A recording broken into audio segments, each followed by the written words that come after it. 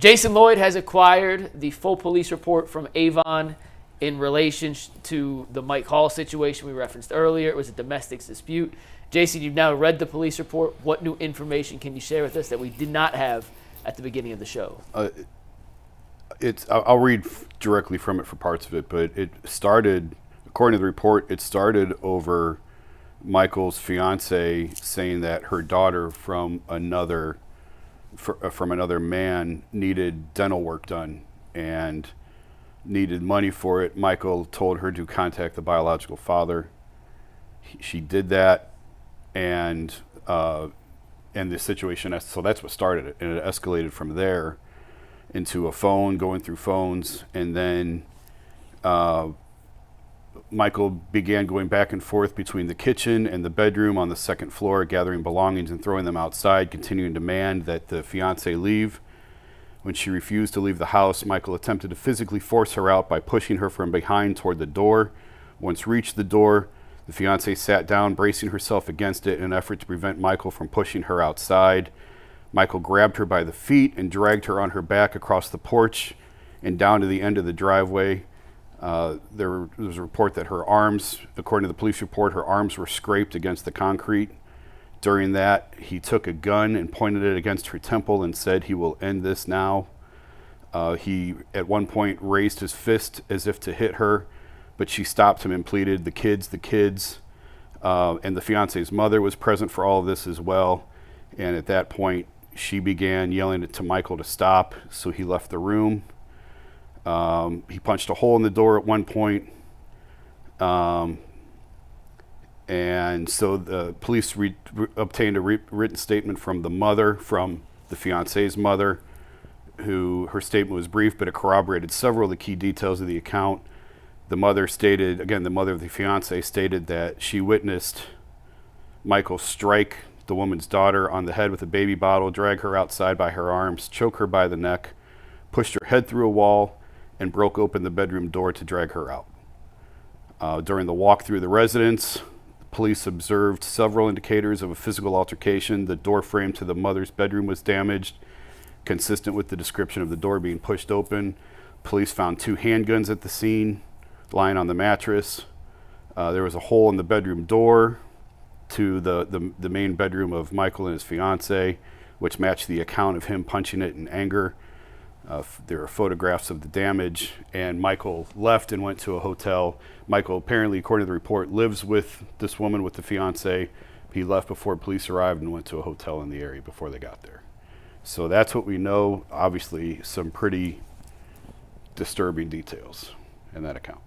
Did you say he hit with the bottle? He hit the kid or he hit the fiance? Okay. I was a little bit confused. I want to make sure. He hit the fiance with the baby. So there are 2 children involved. There's one from a previous relationship, and then there's one that the couple shared together. Okay. So the dispute that started it had to do over a dental procedure needed for the child that is not Michael's child. It is a child from a previous relationship, still a child, a couple years older than I think the child that they share is less than a year old. According to the report, they live together in Avon. They are engaged. The woman told, that's according to the woman told police that they are engaged. And that's what we know. Very detailed incident report. You don't always get this many details in a report. I was actually texting with another officer from another local neighboring city who was surprised at the detail in that report that was all released. But and just to make sure I heard that right, will you read the part about the gun again? Yeah. Can I find it? Give me 1 second to find it. I'm trying to process this all in live time. I want to make sure I heard everything properly before I want to read that part verbatim from the report. I just need a minute to find it. Michael followed her, retrieved one of his 2 handguns, either a .40 caliber Glock 23 or a 9mm Smith & Wesson. They weren't clear on which gun it was. Pressed the firearm against her temple and threatened, "I will effing end it all. I don't care." The fiancé could not identify which handgun Michael used, but was certain of the threat. Michael returned after that to throwing belongings outside. Went outside. The fiancé went outside and stood with her mother, who advised her to call the police. After contacting law enforcement, Michael looked at the women out of the locked the women out of the residence, and fled the scene in his vehicle. And the woman crawled back in through her mother's window. Is how she got back in the house. So, on the scale of not that big of a deal to pretty bad, this sounds pretty bad. Yeah. Well, we said earlier in the show we didn't want to comment till we had some more details. Obviously, we have new details now, Tyvis. What do you make of the whole situation? It sounds like somebody that just took one incident and completely forgot about all the progress that he made in life and decided to just throw it all in the air. That's what that situation looks like to me. I don't know how he bounced back from this with the Browns at the moment. He definitely need to seek some help for sure. But yeah, I think he might have played the one game with the Cleveland Browns. He might be done. $1,500 is basically what this came down to. It was over $1,500. I'm going back and read it now. Altercation began earlier in the day. The fiancé and Michael were discussing the financial needs for the daughter, again, the one that is not his. The daughter required a dental procedure to extract a tooth, which was estimated to cost $1,500. The fiancé asked Michael for the money, to which he responded that she should request it from the biological father. The fiancée informed Michael that she had already asked the father, but he was unable to provide the funds. Michael, appearing skeptical, demanded to see the phone to verify her claim. Fiancée, accompanied by her mother, allowed Michael to review the messages on her phone. Michael saw that the fiancée had indeed asked the father for the money, but he became increasingly agitated and questioned why she continued to ask him when the child's father kept refusing. As Michael continued to scroll through her phone, the fiancé decided to lock it, suspecting that he was attempting to find something to argue about. She also noted that Michael never permitted her to go through his phone, which contributed to her refusal to unlock hers. Michael's anger escalated, and he began yelling, shouting profanities such as "Get the F out, get the F out." His behavior was described by the fiancée as, quote, insane, end quote, which she found particularly embarrassing in front of her mother. So that's what started it, according to police. Yeah, we've seen throughout the course of the last decade and a half, like domestic violence incidents happen in football, or off the field, but to football players. You think of the Ray Rice situation, the Kareem Hunt are the first two that kind of come to mind. There are a lot more that have happened that it just ends a player's career right there. They don't get a second chance. Ray Rice never played again, did he? No. Kareem Hunt got a second opportunity with the Browns and had a chance to reclaim himself. What's being described in that police report is unacceptable behavior. Like, to hit a woman is, I don't care what the situation is, that's never an appropriate thing to do. There's never a right reason. There's never a justifiable reason. And I'm not sure how you bounce back from putting a gun to someone's temple and threatening to kill him. Yeah. I honestly, and I'm obviously not making a joke here. I don't know, in the realm of the NFL space in a locker room, like, how you bounce back from that. I really don't. Tyvis, like, you've been in there. If that happened to one of your teammates and he had to come in and you had to look him in the eye, I don't know how you would handle that situation, and it's a shame, really. Yeah, it's that the whole situation to me, and I don't like really speaking on other people's stuff, but to me, I think Mike personally had to be more grown up in this situation, more mature about the situation. I mean, when you think about that, and like I said, I apologize if I'm speaking out of character. I know this is something that I shouldn't even be speaking on, but I feel like I need to say something about it. I feel like in that relationship this is your fiance, this is the woman that you're gonna marry. You understand the situation that she has another kid with another from a prior relationship, but and he's right, that the biological father should be the one providing for it, and I 100% agree with him on that. But if you're put in a situation to where when you're marrying this person, ultimately that partially becomes your responsibility as well. You know, whether it's your kid or not, you know, you still want to provide for them, you know, and make sure that life is good for them. So I felt like for $1,500, yeah, he could have dished that out easily.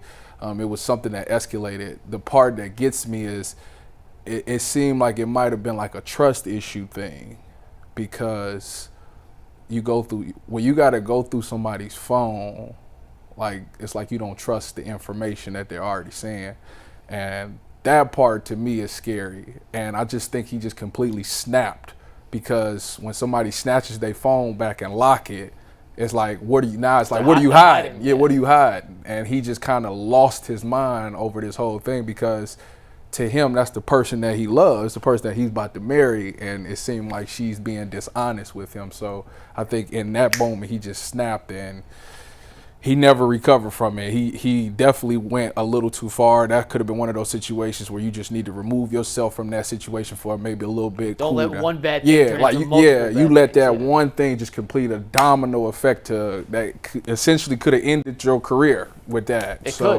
So I think at that point, it's going to be something that he's going to regret for the rest of his life, especially after just playing in a game. And like I said, he definitely got to get some help for sure for this, because that the whole thing is just terrible. Like don't you shouldn't even. And then to do that in front of kids and do that in front of your future mother-in-law, like that's crazy behavior right there. So just that there's no coming back from that. Like in the relationship. I don't know how. I mean, love conquers all. So I'm not gonna say the relationship is done, but it's scarred. It's definitely scarred. What do you First off, bro, I think you did an amazing job of laying out your feelings, and I can tell this is uncomfortable because you're not used to being in the space where you're speaking on fellow athletes. But this is an example of you a man first, you're a father, you a husband. You know, I have kids, and I've dated women that has kids, and when you decide to enter a relationship with somebody that has a child, you're not just dating that woman. You know, those kids become part of your responsibility, and if you can't put forth the same type of energy, love, time, and effort towards those kids as you would your own, then you probably shouldn't be with that woman. It takes a village to raise a child. So and that report is true, I don't think she was out of line asking you to help with her child, because that child is now a part of your family and a part of your union. He's 21 years old, and Tyvis alluded to the fact that, you know, you need to go get some help. You know, this is deeper than just football, and this can be the start of a pattern of behavior that can lead to him being in prison or ultimately losing his life. Like, this is Cleveland. You got to know what type of time it is. You got to check the temperature in the room, and you got to move accordingly.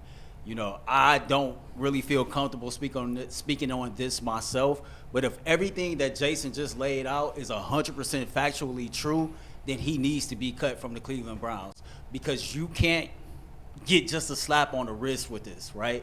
Like, this is very serious. This is very, very dangerous, and this can be traumatizing for those children going forward. This can impact them and how they approach relationships when they get older. Like, when you grow up and you see domestic violence and the verbal abuse, the physical abuse, the emotional abuse, that has an impact on us. And if we don't get the help necessary, we carry that shit until our adult lives, and then it bleeds over into the people that we're attempting to love. So, you know, prayers to everybody involved, and I really hope this dude takes a step back and really just work on him. Yeah, I don't know what action the Browns will take next. I don't know what action if the NFL will get involved. I do know, regardless of what's happening on the field, fixing his mentals and getting his mentals in a better state off the field is the top priority for Michael Hall in the immediate future, because to Tyvis's point earlier, whatever started the escalation did not have to get to the level it got to. Nothing in there about a $1,500 dental procedure or whatever it is equates or justifies the outcome of what, if this police report is 100% factual, what we got. Domestic violence and threats to kill with a gun. Like, that just escalates to a level beyond where anything that you described in the lead up, Jason, should have gotten to. And I like I said earlier, I don't know where the Browns proceed from here. I don't know what the legal procedure necessarily is. I don't think we've heard any of the actual charges yet, Jason, in terms of what he's been booked with or whatnot. But it's a sad situation today for the Browns and everyone involved. Had he been a 6th round, 7th round pick, undrafted, he probably had already been released. Yeah. The fact he's a 2nd round pick, we'll see what happens, but certainly I think anything's on the table at this point. And again, they've gone down this road before. They've tried with guys with sketchy character, and it's come back to haunt them a couple of times with Perrion Winfrey, Malik McDowell, and now obviously with Michael Hall. We'll let the court system play out, but obviously when it shows up in a police report like this, it's not good. So I hope Michael gets the help he needs. I hope the children are okay. I hope the fiance is okay. Yep. The mother's okay. Tyrus, you're right. It's traumatizing for everybody. It's traumatizing for obviously the mother of the child, the mother of the fiance, the children involved. I think about the children involved. It's a tough situation. So we'll continue to update you guys as we get more information. The Browns are off today, right? They won't put out any other statements on this today, right? No, I doubt it unless they were to release them, and I don't think that would happen today. They're going to let this thing play out a little bit. Kevin will address it tomorrow. He won't say much, and they'll let this play out. He will be arraigned in court. I haven't seen when that'll happen yet. I don't know. I might be out there, but I haven't seen it, and we'll see how this plays out. I got a question for Tyvus. Shoot. Because you are a young man who worked your ass off to make it to the NFL, and things probably didn't turn out the way that you wanted them to, but I know you, and I know you wouldn't put yourself in any situation to kind of have all your hard work washed away. Tyvus, year in and year out, incoming rookie drafted players see examples of what not to do, and you would think that when they get to that point themselves, they'd be like, okay, I done seen numerous examples of I shouldn't go down this path. As a former player, if the Cleveland Browns said, hey, Tyvus, I need you to come in and start hollering at our rookies before we even get started, what would you say to these guys just entering the NFL? I would tell them, you worked your butt off to get here. You know, you really sacrificed a lot of your time and effort to get here. And it's going to be a lot of things that you're going to see. It's going to be a lot of opportunities that happen. It's going to be stuff that you never even thought could possibly happen. It's going to present itself to you. Try to remember in that moment, because all it takes is one moment. One moment, your whole life can be done in one moment. And then you can give them numerous examples, whether that's you did something bad, it could even be death. We seen guys that's been dying. The one guy from Minnesota died, and like So you got to be mindful of how you want to live your life, you know, and it's not worth it. You got to sit back sometimes and realize that it's really small in the grand scheme of things, and it's hard to do when you're 21, 22 years old.